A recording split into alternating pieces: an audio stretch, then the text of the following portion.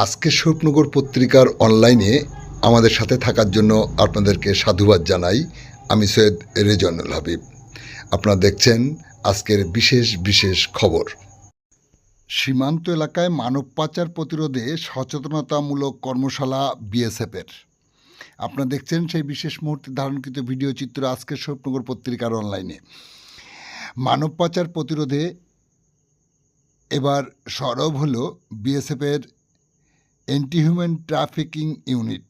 বাল্যবিবাহ প্রতিরোধ, শিশুশ্রম বন্ধ, সাথে সাথে সীমান্ত এলাকার কালোবাজারি বন্ধ ও সামাজিক মাধ্যমের সুবিধা অসুবিধা নিয়ে বিস্তারিত আলোচনা করলেন বিএসএফের 143 নম্বর ব্যাটালিয়নের AHTU ইউনিটের উদ্যোগে হাকিমপুর হাই স্কুলে 130 জন ছাত্রী অষ্টম, নবম ও দশম শ্রেণীর পড়ুয়াদেরকে সাথে নিয়ে। এই সময় উপস্থিত ছিলেন বিএসএফের AHT ইউনিটের SI সুস্মিতা সারাঙ্গী, বিদ্যালয়ের প্রধান শিক্ষক কল্যাণ চক্রবর্তী, সহকারী শিক্ষিকা স্মৃতিলেখা ব্যানার্জি সহ অন্যরা ছিলেন। সহযোগী you can free us India সংগঠনের প্রতিনিধি সুব্রত দুলুই প্রমুখ। আপনারা দেখছেন সেই সময়ের বিশেষ মুহূর্তের ধারণকৃত ভিডিও চিত্র আজকের স্বরূপনগর পত্রিকার অনলাইনে। এই সময় অ্যান্টি হিউম্যান ট্রাফিকিং ইউনিটের আধিকারিক কি বললেন শুনতে আমাদের সাথে থাকুন, চোখ রাখুন। হতে পারে নানা ধরনের সমস্যা কিন্তু দেখা যাচ্ছে। সুতরাং দুটো ক্ষতি হলো। একটা ক্ষতি কি হলো, সে নিজেরই এখনো ডেভেলপমেন্ট কমপ্লিট হয়নি, শারীরিক গ্রোথ সম্পূর্ণ হয়নি, তাই সে এখনো কিন্তু ম্যাচিউর হয়নি, সে এখনো বাচ্চা আছে, ধরতে হবে।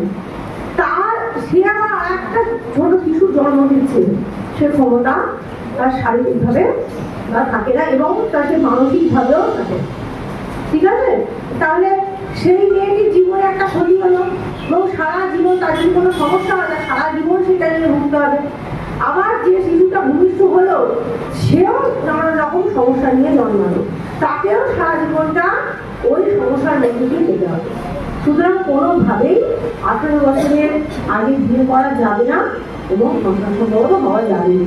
एक्टिविटीज डेवलप करते हो, नई नई हॉबीज होती हैं, आप एक दूसरे से भी सीखते हो, है ना।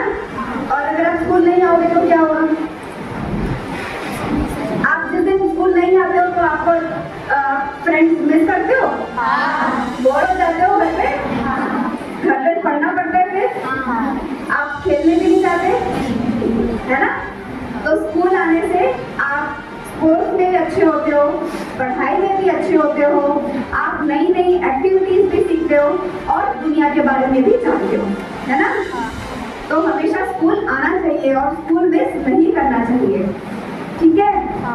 तो आप पढ़ रहे हो, बहुत अच्छी बात है। अगर आपके पास आस-पास गांव में कोई ऐसी लड़कियां हैं जो नहीं पढ़ाई करती हैं, तो आप उनको भी एनकरेज करो कि स्कूल में पढ़ना कितना अच्छा होता है ना।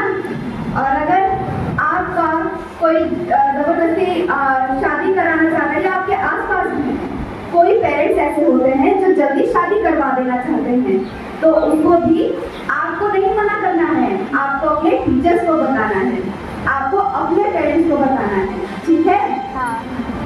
जल्दी शादी करने से क्या नुकसान है, चलो बताओ।